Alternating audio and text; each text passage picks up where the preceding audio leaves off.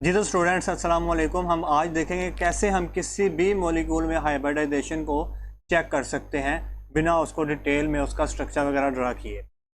कल मैंने बताया था कि हाइब्रिडाइजेशन हम समझ लेते हैं, मगर इसको मैं हल करने का, किसी भी मॉलिक्यूल में हाइब्रिडाइजेशन निकालने का तरीका एक बताऊंगा जो कि आपको बहुत मुफीद फ़ायदा देगा। कल हमने देखा था कि अगर हम कार्बन को देखें तो उसकी एक्साइटेशन के बाद उसके 2s में एक इलेक्ट्रॉन होता है और 2p में एक एक इलेक्ट्रॉन होता है तीनों ऑर्बिटल में। ये 2s में और ये 2p में, 2s में एक होता है और 2p में भी एक एक होता है। फिर हमने देखा था कि जब हम CH4 को देखें मीथेन में तो उसमें ये चारों के चारों ऑर्बिटल s, एक s और 3p हाइब्रिडाइज हो जाते हैं और उसमें हाइब्रिडाइजेशन हो जाती है sp3। फिर अगर हम देखें C2H4, इसको देखें C2H4 मतलब इथीन को, तो उसमें हमने देखा था कि इसमें सिर्फ एक S और 2P हाइब्रिडाइज होते हैं, मतलब उसमें हाइब्रिडाइजेशन होती है sp2। फिर हमने देखा था कि जो हमारे पास C2H2 है मतलब इथाइन, उसमें सिर्फ एक S और एक P हाइब्रिडाइज होते हैं और हाइब्रिडाइजेशन हो जाती है sp। और अब मैं समझाने वाला हूँ कि आपको ये कैसे, ये जो सारा स्ट्रक्चर वगैरह ड्रा करके, ये इसकी कॉन्फ़िगरेशन ड्रा करके देखने की ज़रूरत नहीं है। हम इसको बहुत अच्छे फॉर्मूले से समझेंगे जिससे आप किसी भी मॉलिक्यूल की हाइब्रिडाइजेशन बता सकेंगे। चलिए स्टार्ट करते हैं। आपके सामने मैं पहले फार्मूला लिख दूं जिससे आप हाइब्रिडाइजेशन बता सकेंगे। फार्मूला कुछ इस तरह है कि आपने मेरे साथ साथ अपनी बुक पे लिखता जाना है। ये फार्मूला आपने इस तरह लिखना है कि that is formula is equal to coordination is equal to coordination number, CN का मतलब coordination number, 1/2 into number of valence electron of central atom. CA का मतलब central atom. 1/2 into number of valence electron of central atom, मतलब central atom पे जितने valence electron होंगे वो लिखना है उसका नंबर। फिर हमने प्लस कर देना उसमें मोनोवेलेंट एटम का नंबर, कितने मोनोवेलेंट एटम उस मॉलिक्यूल के अंदर प्रेजेंट हैं। इस मोनोवेलेंट एटम में कौन कौन से एटम आ जाते हैं, जैसा कि हमारे पास जो हैलोजन हैं X, उसके अलावा हाइड्रोजन। अगर हैलोजन और हाइड्रोजन में से कोई भी उस मॉलिक्यूल के अंदर प्रेजेंट है, हम उसका नंबर लिख देंगे। जैसा कि ये देखें कार्बन और इसके साथ 4 हाइड्रोजन है, तो हम ये मोनोवेलेंट एटम की जगह पर 4 लिख देंगे, क्योंकि अगर हमें कार्बन CH4 में कार्बन की हाइब्रिडाइजेशन चाहिए तो हमने देखना है कि उसके साथ मोनोवेलेंट एटम कितने हैं। वो 4 थे तो हमने यहाँ पर 4 लिख देना है। फिर यहाँ पर number of valence electron of central atom की जगह पर कार्बन में कितने वैलेंस इलेक्ट्रॉन होते हैं।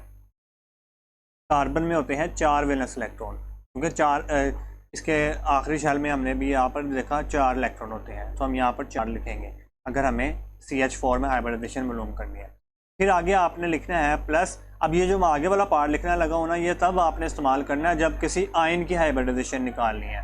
जिस तरह ये देखें NO2 नेगेटिव, इसकी निकालनी है। अगर SO4 2 नेगेटिव, इसकी निकालनी है। जिस पे चार्जेस होंगे उसकी हाइब्रिडाइजेशन निकालने के लिए अगले वाले 2 पॉइंट जो मैं लिखने लगा हूँ वो आपने फॉर्मूले में ऐड करने हैं। आगे आपने प्लस करना है अगर उसके ऊपर जितना नेगेटिव चार्ज होगा, जितना नेगेटिव चार्ज होगा वो हमने प्लस कर देना है। जैसा कि इस पर नेगेटिव चार्ज 2 था तो हमने +2 लिखना है यहाँ पर। फिर हमने लिखना है माइनस, फिर हमने करना माइनस जितना उसके ऊपर प्लस चार्ज होगा, प्लस चार्ज। ये है वो फॉर्मूला जिससे आपका हाइब्रिडाइजेशन का टॉपिक बिल्कुल जो है वो आसान हो जाएगा। इसको मैं इम्प्लीमेंट करके दिखाता हूँ कि कैसे इससे आप हाइब्रिडाइजेशन निकाल सकते हैं। चलें शुरू करते हैं। सबसे पहले मैं बताता चलूँ कि कैसे हम इससे, जब हम ये देखें, हाँ, ये जब हम कोऑर्डिनेशन नंबर की ये सारी वैल्यूज़ लिख के कोऑर्डिनेशन नंबर की वैल्यूज़ निकाल लेंगे तो ये कोऑर्डिनेशन नंबर से कैसे हमें हाइब्रिडाइजेशन का पता चलेगा वो देख लें पहले। अगर हमारे पास कोऑर्डिनेशन नंबर आ गया 2 तो उससे हमें पता चलता है कि सेंट्रल एटम की हाइब्रिडाइजेशन sp है। अगर हमारे पास कोऑर्डिनेशन नंबर आ गया, 3 तो उससे हमें पता चलता है कि सेंट्रल एटम की हाइब्रिडाइजेशन sp2 है। और अगर हमारे पास कोऑर्डिनेशन नंबर आ गया 4 तो उससे हमें पता चलता है कि सेंट्रल एटम की हाइब्रिडाइजेशन sp3 है। और अगर हमारे पास कोऑर्डिनेशन नंबर आ गया 5 तो उससे हमें पता चलता है सेंट्रल एटम की हाइब्रिडाइजेशन जो है वो sp3d है। और अगर हमारे पास लास्ट में बोलने वाला हूँ कोऑर्डिनेशन नंबर आ गया 6 तो उससे हमें पता चलता है सेंट्रल एटम की हाइब्रिडाइजेशन sp3d2 है। क्या है? sp3d2 है। इसको मैं अच्छे से लिख देता हूँ, sp3d2। कोऑर्डिनेशन नंबर अगर 6 आ गया तो उससे हाइब्रिडाइजेशन क्या होगी? sp3d2। अभी हम इम्प्लीमेंट करके देखते हैं। बहुत ज़्यादा मॉलिक्यूल पे मैं इम्प्लीमेंट करके दिखाऊंगा। सबसे पहले हम एक मॉलिक्यूल पे इम्प्लीमेंट करते हैं जो कि आपका बहुत फेमस मॉलिक्यूल है NH3। हमने देखना है इसमें सेंट्रल एटम कौन सा है? नाइट्रोजन।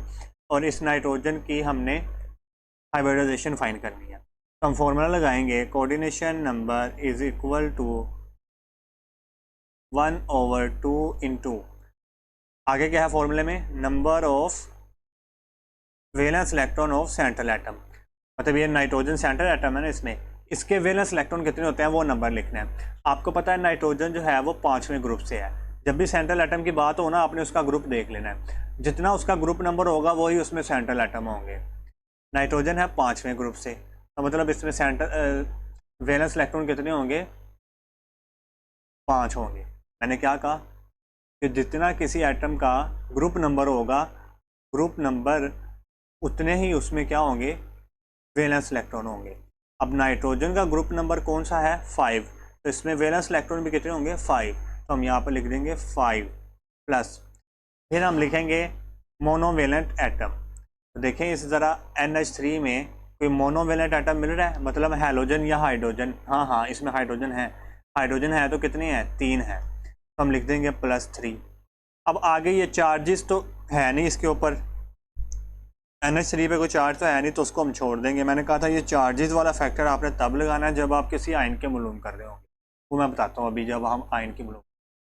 5 और 3 कितने हो गए? 8 और डिवाइडेड बाई 2 कितना आ गया? 4।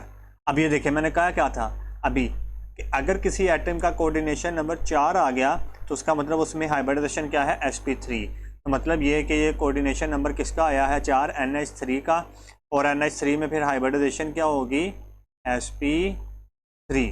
तो देखिए कितनी आसानी से हमने मालूम कर लिया कि NH3 में हाइब्रिडाइजेशन क्या होगी। हमें कोई उसका स्ट्रक्चर वगैरह ड्रा करने की ज़रूरत नहीं पड़ी। एक और हम एग्जांपल पढ़ते हैं जो कि आपके पास बहुत ही फेमस एग्जांपल है, जो अभी मैंने कहा था CH4।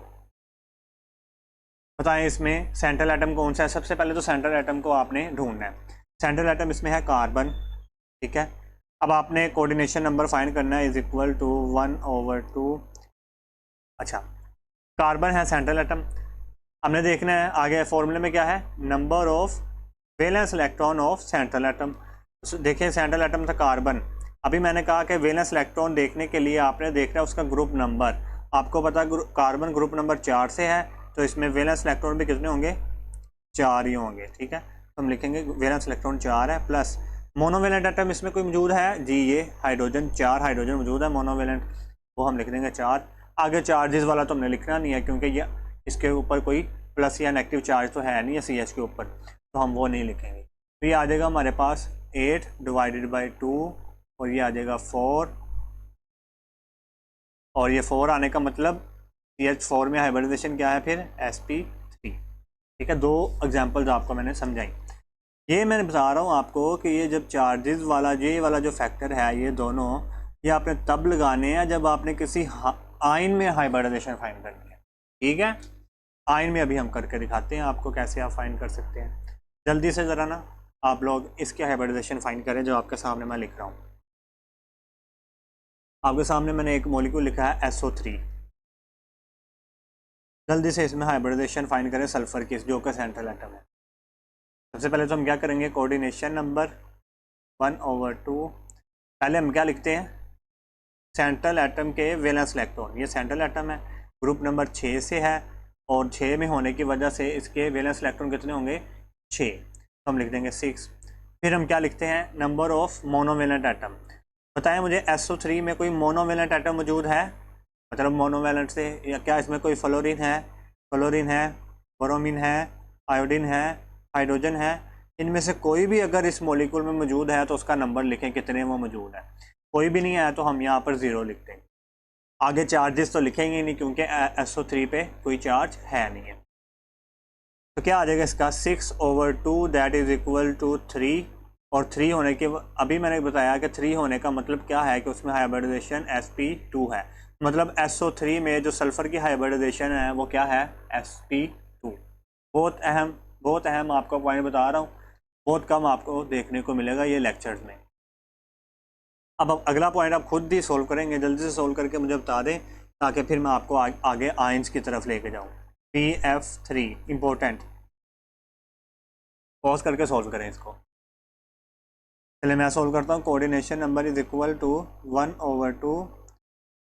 बताएं अब पहले हम क्या लिखते हैं, मोनोवेलेंट एटम, सॉरी पहले हम लिखते हैं सेंट्रल एटम का वैलेंस इलेक्ट्रॉन। ये सेंट्रल एटम है, इसके वैलेंस इलेक्ट्रॉन कितने होंगे, जितना इसका ग्रुप नंबर होगा। ग्रुप नंबर है इसका 3, तो इसके वैलेंस इलेक्ट्रॉन भी क्या होंगे, 3। मोनोवेलेंट एटम मौजूद है, इनमें से कोई भी एटम मौजूद है, यस मौजूद है, 3 एटम मौजूद हैं फ्लोरीन के, तो हम लिख देंगे 3।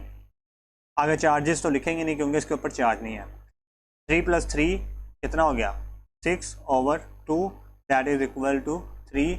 और 3 का भी मैंने बताया था कि 3 आने से क्या मुराद है कि इसकी हाइब्रिडाइजेशन क्या होगी इसमें, sp2। मतलब कि BF3 में बोरोन का जो हाइब्रिडाइजेशन है वो कितना है, sp2 है। ओके हो गया जी। एक और जल्दी से आप मॉलिक्यूल को सॉल्व करें और वो मैं आपको दे रहा हूँ, जल्दी से ज़रा करना, ठीक है। Xenon trioxide ZdO3, xenon trioxide, इसमें जल्दी से आप सॉल्व करके बताएं मुझे। कोई मुश्किल काम नहीं है। देखें coordination number is equal to 1/2 into central atom क्या है, ज़ीनॉन। अब हमने क्या लिखना है, 1/2 पहले नंबर पे यहाँ पर क्या लिखना है, valence electron of central atom. Central atom xenon जो कि ग्रुप नंबर 8 से है, तो इसमें वैलेंस इलेक्ट्रॉन भी कितने होंगे, 8। तो हम लिख देंगे यहाँ पर 8, फिर प्लस मोनोवेलेंट एटम इसमें कोई मौजूद है, इस मॉलिक्यूल में कोई मोनोवेलेंट एटम मौजूद है जिसमें हमने हाइब्रिडाइजेशन फाइंड करनी है, कोई नहीं मौजूद, मतलब इसमें 0 आ जाएगा। तो 8/2 इज इक्वल टू 4, और 4 का मतलब क्या है कि ज़ीनॉन ट्राईऑक्साइड में ज़ीनॉन की हाइब्रिडाइजेशन क्या है, sp3। इंपॉर्टेंट था, इसकी ज्योमेट्री पूछी गई थी। आपको पता है जिसकी भी sp3 हाइब्रिडाइजेशन हो उसकी ज्योमेट्री होती है टेट्राहेड्रल, मगर अगर हम देखें sp3 हाइब्रिडाइजेशन का मतलब यह है कि इसमें 4 इलेक्ट्रॉन पेयर होने चाहिए। मगर जब हम देखते हैं ज़ीनॉन को, तो यहाँ पर ज़ीनॉन इसके साथ 3 इलेक्ट्रॉन पेयर हैं जो कि बोन पेयर के तौर पर काम कर रहे हैं, जो कि ऑक्सीजन है। होने कितने चाहिए थे, 4। तो जो एक बच जाएगा वो लोन पेयर के तौर पर आएगा। तो इस तरह इसकी ज्योमेट्री NH3 की तरह की हो जाएगी, पायरामिडल। ये सवाल आया था, ठीक है। ये मैं बता चुका हूँ ज्योमेट्री आप कैसे निकालते हैं, वेस्पर थ्योरी में जाकर देखें। नेक्स्ट जो है, अब मैं आपको फिर एक सवाल दे रहा हूँ आयंस पे जाने से पहले, वो है हमारे पास SF6। जल्दी से निकालें इसकी हाइब्रिडाइजेशन SF6 की। Coordination number is equal to 1/2 into number of valence electron of central atom. यहाँ पर सेंट्रल एटम है सल्फर, और सल्फर के वैलेंस इलेक्ट्रॉन होंगे 6 क्योंकि वो 6 ग्रुप से है, छठे ग्रुप से है। 6 प्लस मोनोवेलेंट एटम कितने हैं, फ्लोरीन मोनोवेलेंट एटम है जो कि कितने हैं, 6। 6 × 6, 6 + 6 12/2 सॉरी, ये आ जाएगा 6। और आपको अभी मैंने बताया था कि जिसका कोऑर्डिनेशन नंबर 6 आ जाए उसमें हाइब्रिडाइजेशन क्या होती है, sp3d2। कोऑर्डिनेशन नंबर 6 आने से मुराद कि उसमें जो ऑर्बिटल हाइब्रिडाइज होंगे वो भी 6 होंगे। इसमें 6 कैसे हैं, ये देखें, एक S है, 3 P हैं और 2 D हैं। तो इनको प्लस करेंगे तो आपके पास 6 ही आंसर आएगा, ठीक है। इसी तरह जब आपने यहाँ पर sp3 निकाली थी तो इसका कोऑर्डिनेशन नंबर क्या आया था, 4। तो इसका मतलब ये था कि sp3 कोऑर्डिनेशन नंबर 4 का मतलब ये था कि इसमें 4 ऑर्बिटल हाइब्रिडाइज होंगे, और वो कौन से हैं, एक S है और 3 P हैं। 4 ऑर्बिटल हाइब्रिडाइज हो गए। बच्चों मैं अगर ज़्यादा जल्दी बोलता हूँ तो वो भी मुझे बता दीजिएगा कमेंट सेक्शन में। चलिए अब इसकी एग्जांपल इतनी बहुत है, बाकी आप खुद घर में खुद प्रैक्टिस कीजिएगा। मैं आपको कुछ एग्जांपल्स बता देता हूँ जिसकी आपने प्रैक्टिस करनी है, मैं यहाँ पर लिख देता हूँ।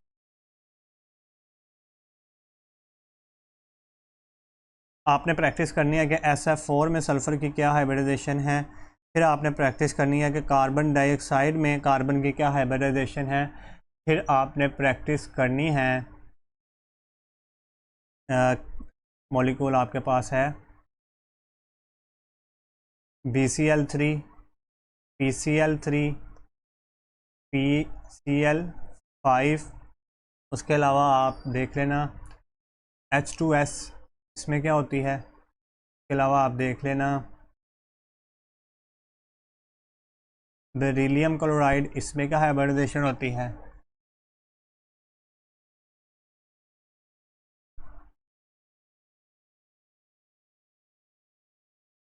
AsH3 आर्सेनिक H3 में क्या होती है। और इसके अलावा आप देख लेना जो कि मशहूर है ज़ीनॉन,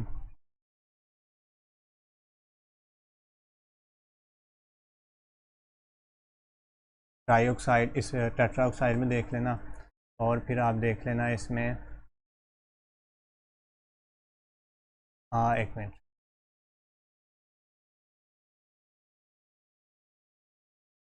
IF5 इसमें देख लेना। ये सबको देख के आप जल्दी से कमेंट सेक्शन में पूछ लें, जिसका नहीं आता मैं बता दूंगा। अब हम चलते हैं आयंस की तरफ। अगर हमारे पास किसी आयंस की हाइब्रिडाइजेशन पूछ ली तो फिर हम क्या करेंगे। सबसे पहला आपके पास आयन है NH4+। आपको पूछ रहा है इसमें नाइट्रोजन की हाइब्रिडाइजेशन बताएं, इस नाइट्रोजन की। अच्छा अब आपको वही फार्मूला लगाना है, coordination number is equal to 1/2 into central atom के वैलेंस इलेक्ट्रॉन।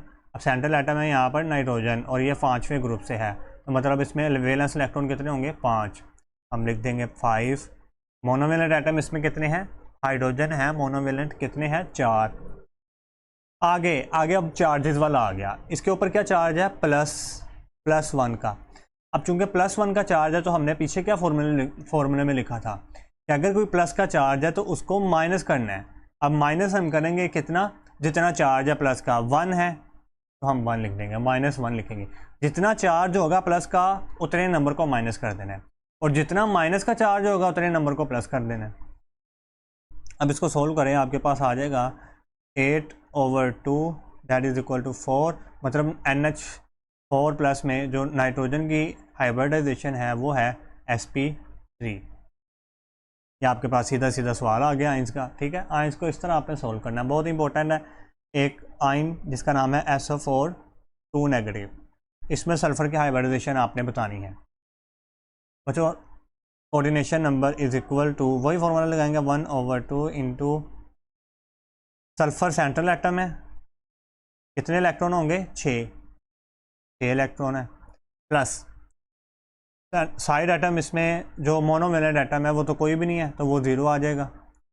अब इसमें चार्ज है 2 नेगेटिव का, और हमने अभी क्या कहा अगर कोई नेगेटिव का चार्ज है तो उसको प्लस करना है, और कोई पॉजिटिव का है तो उसको माइनस करना है, उल्ट करना है। ठीक है, 2 नेगेटिव का है तो मतलब इसको हम प्लस करेंगे जितना चार्ज है 2, तो ये आ जाएगा 6 + 2 8/2 दैट इज इक्वल टू 4।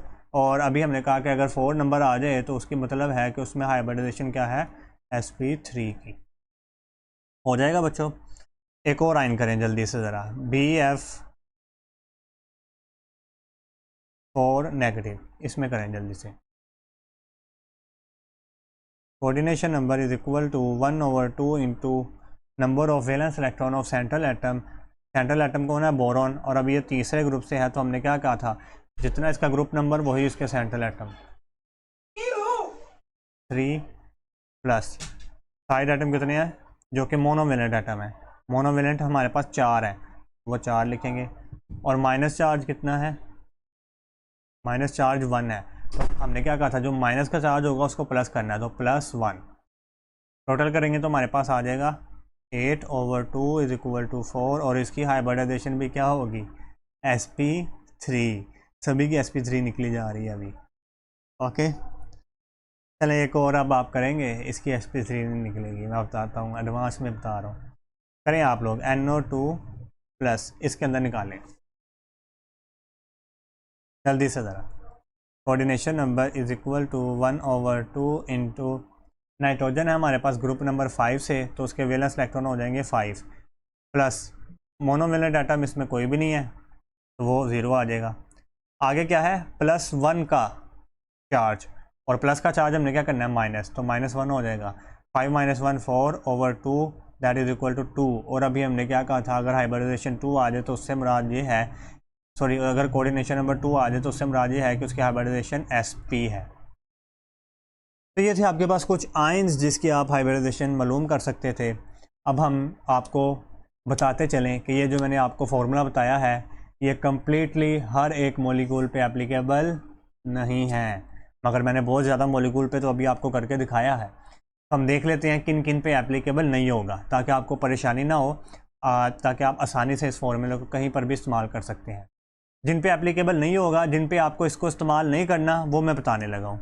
मतलब ये कि जो इस फार्मूले के लिमिटेशंस हैं वो आपको मैं बताने लगा हूँ। लिमिटेशंस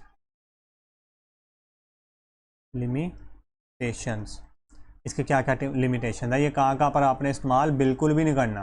अगर वहाँ पर इस्तेमाल कर लिया तो सवाल गलत हो जाएगा। सबसे पहला तो आपने वहाँ पर इस्तेमाल नहीं करना जहाँ पर मोर देन 1 सेंट्रल एटम हो। मोर देन 1 सेंट्रल एटम हो, मुराद क्या है मोर देन 1 सेंट्रल एटम से? ऐसा मॉलिक्यूल जिसमें एक से ज़्यादा सेंट्रल एटम हो। जिस तरह आप पढ़ते हैं, फेमस एग्जांपल है बेंजीन की, जिसमें 6 कार्बन होते हैं, 6 हाइड्रोजन। इसमें सेंट्रल एटम तो कार्बन है मगर वो एक से ज़्यादा है, तो यहाँ पर ये एप्लीकेबल नहीं होना, आपने इस पर कभी भी नहीं लगाना ये फार्मूला। फिर एक और एग्जांपल दूँ आपको, तो मैं POCl3, इस मॉलिक्यूल में देखें, इसमें सेंट्रल एटम P भी है और ऑक्सीजन भी हो सकता है, तो हमें नहीं पता, हम इस पर नहीं लगाएंगे, ठीक है। इसके अलावा एक और अगर एग्जांपल दूँ HNO3, इसमें देखें, इसमें 3 एटम आ गए, हमें नहीं पता सेंट्रल एटम कौन सा है। नाइट्रोजन यूजुअली होता है मगर हम यहाँ पर नहीं लगा सकते क्योंकि आपको पता नहीं चलेगा कि ऑक्सीजन है कि नाइट्रोजन है सेंट्रल एटम। इसी तरह आप C6H12, ये हाइड्रोकार्बन है जिसमें 6 कार्बन है, आपको क्या पता इसमें कौन सा कार्बन हमने जिस पे हाइब्रिडाइजेशन का फॉर्मूला लगाना है। इसी तरह सल्फ्यूरिक एसिड, इसमें H2SO4, इसमें ऑक्सीजन भी है और सल्फ़र भी है, तो आपको नहीं पता। इन तरह के कंपाउंड पे आपने नहीं लगाना। इन तरह पे लगाना है जो मैंने पीछे बता दिया, जिसमें एक ही सेंट्रल एटम हो और साथ कोई मोनोवेलेंट एटम अटैच हो या फिर डाइवेलेंट अटैच हो। जिस तरह हमने पढ़ा था PH3, और फिर हमने पढ़ा जीनोन ट्राईऑक्साइड, इसमें सेंट्रल एटम एक ही था, साथ में डाइवेलेंट कोई 2-3 हो सकते हैं। ये देखें यहाँ पर भी मोनोवेलेंट नाइट्रोजन ही है मगर साथ में ऑक्सीजन तो है ही, मगर साथ हाइड्रोजन भी आ गया है, तो यहाँ पर आपने नहीं लगाना, ठीक है। इसके अलावा हमने बहुत पीछे पढ़ चुके हैं PCl5, PCl3, इन सब में हम लगा सकते हैं, ठीक है। इन पे नहीं लगाना जिसमें एक से ज़्यादा सेंट्रल एटम हो। दूसरी कंडीशन जहाँ पर आपने नहीं लगाना, जहाँ आपने ये फार्मूला वहाँ पर नहीं लगाना जहाँ पर आपको ट्रांजिशन मेटल सेंट्रल एटम पे मिल जाए। ट्रांजिशन मेटल सेंट्रल एटम पे मिल जाए, एज सेंट्रल एटम मिल जाए, मतलब CA एज सेंट्रल एटम। जहाँ पर ट्रांजिशन मेटल सेंट्रल एटम हो वहाँ पर आपको ये फार्मूला नहीं लगाना। जैसा कि ये एक मॉलिक्यूल है KMnO4, इसमें जो मैंगनीज है ये ट्रांजिशन मेटल है जो कि D ब्लॉक से ताल्लुक़ रखती है। तो इस तरह के कंपाउंड में आपको ये फार्मूला नहीं लगाना जहाँ पर सेंट्रल एटम ट्रांजिशन मेटल हो। इसको हम ट्रांजिशन मेटल वाले टॉपिक में डिस्कवर करेंगे, उस वाले चैप्टर में। तीसरी बात जहाँ पर आपको ये फार्मूला नहीं अप्लाई करना है वो ये है कि अगर आपका कोऑर्डिनेशन नंबर 4 आ जाए और ग्रेटर देन 7 आ जाए और ग्रेटर देन 7 आ जाए, तो फिर भी आपको ये फार्मूला अप्लाई नहीं करना। जिस तरह अगर आप निकालेंगे xenon F4 xenon F6 minus, तो इसमें जो है वो कोऑर्डिनेशन नंबर ज़्यादा आएगा, तो इसमें आपको अप्लाई नहीं करना ये फॉर्मूला। अब ये जो मैंने बताया कि आप ये वाले जो है मोर देन 1 सेंट्रल एटम, एक से ज़्यादा सेंट्रल एटम जिसमें मौजूद हो, इसकी हाइब्रिडाइजेशन आप कैसे फाइंड करेंगे ये मैं नीचे एक्सप्लेन करने वाला हूँ। इसको आप दूसरे फार्मूले से करेंगे और वो फार्मूला आपको मैं बताता हूँ कौन सा है। और ये वाला जो है टॉपिक के ट्रांजिशन मेटल की कैसे आप फाइंड करेंगे, ये आपको ट्रांजिशन मेटल वाले टॉपिक में समझाया जाएगा। अब हम देखते हैं सेंट्रल एटम, जो जो हमने अभी कहा कि more than one central atom हो तो फिर हम कैसे फाइंड करेंगे। एग्जांपल हम ले लेते हैं जो हमने पहले ली थी POCl3 की। अब बच्चों आपको जब इस तरह का एटम आ जाए कि more than one central atom उसमें हो, तो आपको जो फॉर्मूला लगाना है वो ये है कि coordination number is equal to number of sigma bond, कितने उसने सिग्मा बॉन्ड बनाया है उसको प्लस कर दो नंबर ऑफ लोन पेयर, जितने उसके ऊपर लोन पेयर हैं। तो इसके नतीजे में हमारे पास कुछ कोऑर्डिनेशन नंबर की वैल्यू आएगी, और वो हम देख चुके हैं कि अगर कोऑर्डिनेशन नंबर की वैल्यू 2 आए तो उससे SP होती है, 3 से SP2, और वो हम पहले देख चुके हैं, वो आप उस वहाँ से देखना। अच्छा, अब हम देखते हैं कि यहाँ पर POCl3 का उसमें फॉस्फोरस कितने नंबर ऑफ सिग्मा बॉन्ड बना रहा है और कितने उसके ऊपर लोन पेयर मौजूद हैं, इसको देख लेते हैं। इसके लिए हमें इसका स्ट्रक्चर पता होना चाहिए। तो स्ट्रक्चर जब हम लिखते हैं इसका, तो POCl3 का स्ट्रक्चर इस तरह से होता है। तो इस तरह का जो एटम है जिसमें एक से ज़्यादा सेंटर एटम आ जाएं, उसका आपको स्ट्रक्चर पता होना चाहिए, फिर ही आप उसका सोल्व कर चुके हैं। स्ट्रक्चर पता होगा फिर ही आप बता सकेंगे उसमें कितने सिग्मा बॉन्ड हैं और कितने उसमें लोन पेयर हैं।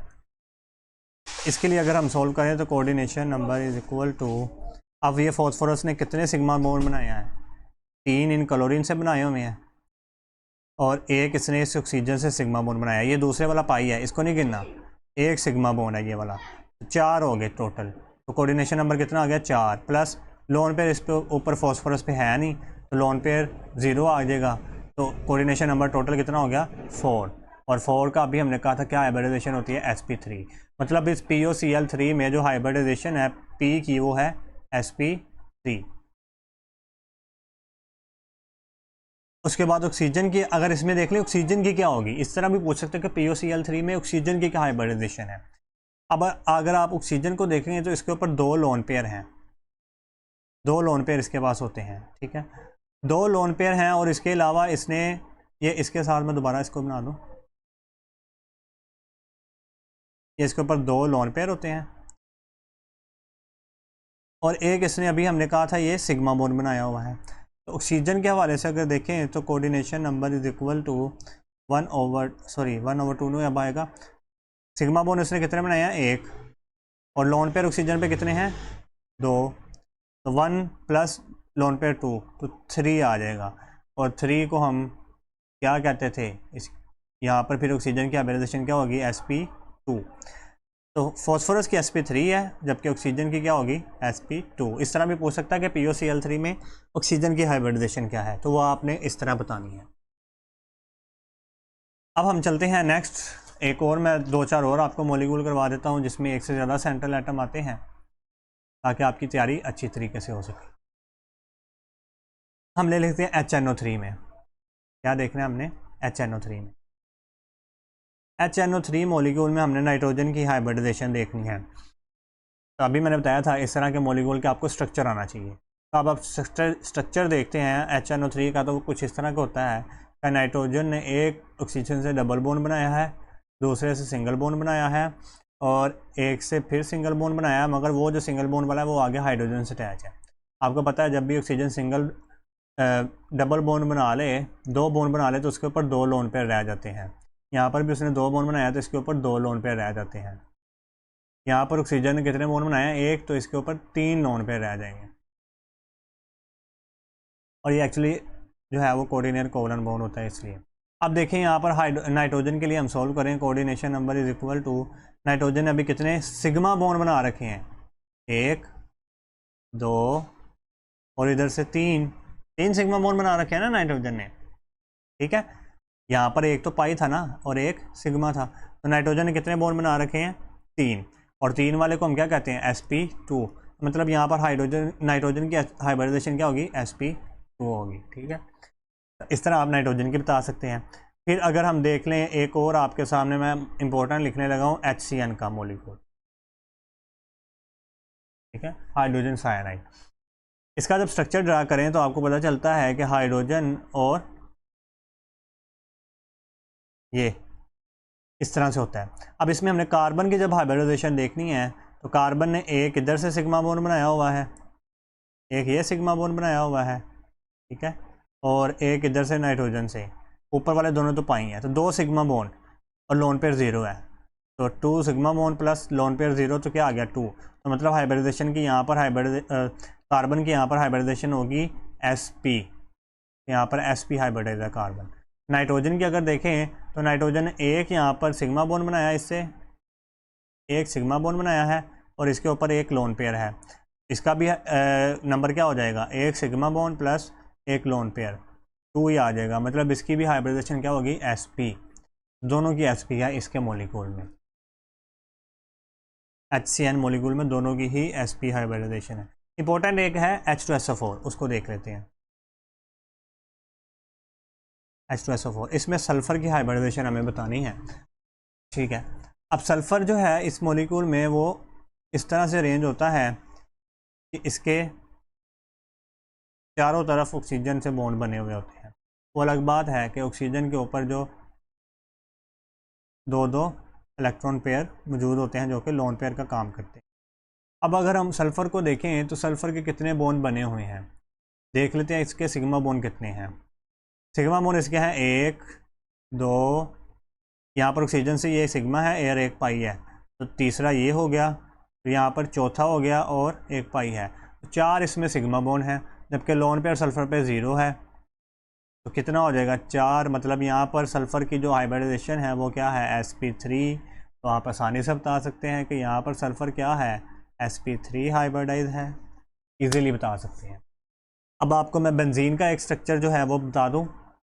चलो बेंजीन से पहले मैं आपको ना एक ये वाला बता देता हूँ, फॉर्मिक एसिड का, H2CO, फॉर्म एल्डिहाइड का, सॉरी।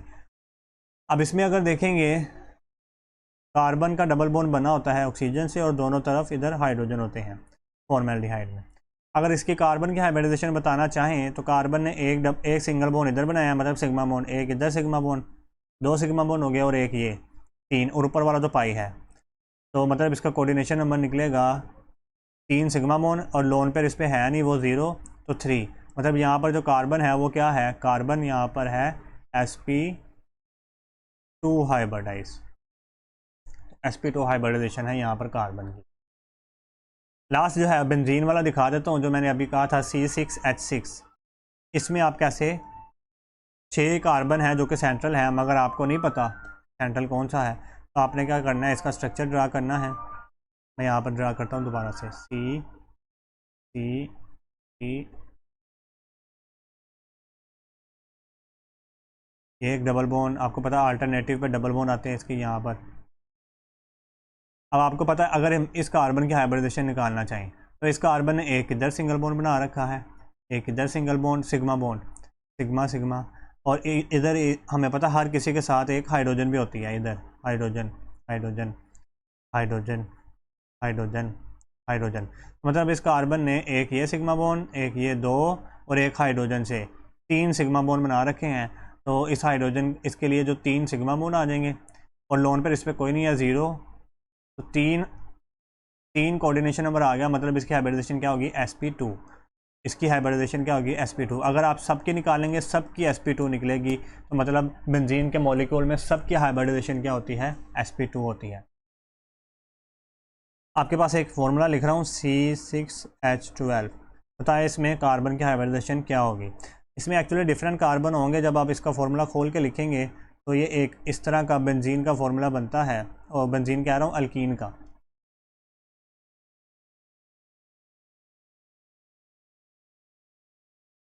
देखिए इसमें 6 कार्बन 12 हाइड्रोजन होंगे।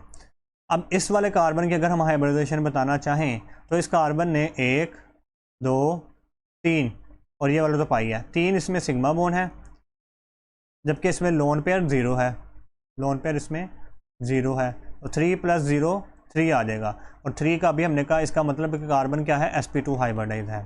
तो यहाँ पर कार्बन क्या होगा, sp2 हाइब्रिडाइज, ये वाला, और ये वाला भी sp2 होगा जब इसको देखेंगे। ये वाला जब देखेंगे ये होगा sp3, ये भी sp3 होगा, तो इसको आप देख लेना। अब इंपॉर्टेंट जो बात नोट करने वाली है वो देखें ज़रा। यहाँ पर कार्बन ने डबल बॉन्ड बनाया था, ये sp2 हाइब्रिडाइज है। यहाँ पर कार्बन ने डबल बॉन्ड यहाँ पर बनाया हुआ था, ये भी sp2 हाइब्रिडाइज है। यहाँ पर कार्बन ने डबल बॉन्ड बनाया हुआ था, ये भी sp2 हाइब्रिडाइज है। तो मतलब ये कि जब भी आप ऑर्गेनिक केमिस्ट्री में कार्बन को डबल बॉन्ड बनाते देख लें तो आप समझ लें कि वो sp2 हाइब्रिडाइज है। वहाँ पर कार्बन जब बना ले डबल बॉन्ड तो वो फिर क्या होता है, sp2 हाइब्रिडाइज। अगर कार्बन बना ले ट्रिपल बॉन्ड, जो आपने हाइड्रोजन साइनाइड वाले मॉलिक्यूल में देखा ट्रिपल बॉन्ड, तो उसमें कार्बन sp हाइब्रिडाइज होता है। आपने देखा था हाइड्रोजन साइनाइड में कार्बन ने 3 बॉन्ड बनाए थे नाइट्रोजन से और ये sp हाइब्रिडाइज था, आपने अभी पीछे ही देखा है। और अगर कार्बन बना ले सिंगल बॉन्ड तो फिर वो सिंगल बॉन्ड की वजह से वो sp3 हाइब्रिडाइज होता है। और उसने चारों ही सिंगल बॉन्ड बनाए हुए हैं, ठीक है। अगर यहाँ पर देखेंगे जो मैंने अभी यहाँ पर कहा है, ये वाला कार्बन, इस कार्बन ने 2 तो ये सिंगल बॉन्ड बनाए हैं और 2 हाइड्रोजन से, मतलब चारों ही सिंगल बॉन्ड है, तो इसलिए ये sp3 हाइब्रिडाइज है। तो ये जो है कार्बन के हवाले से, ऑर्गेनिक के हवाले से आप याद रख लें, ये बात आपको बहुत मदद देगी, इम्पोर्टेंट है। तो ये थे आपके पास हाइब्रिडाइजेशन कैसे मालूम करते हैं इस टॉपिक के हवाले से एक खूबसूरत सा लेक्चर। अगर अच्छा लग रहा है तो आप कमेंट में एप्रिसिएशन दें ताकि मुझे और मैं वीडियोस बना सकूं, और इसके अलावा लाइक शेयर सब्सक्राइब ज़रूर करें।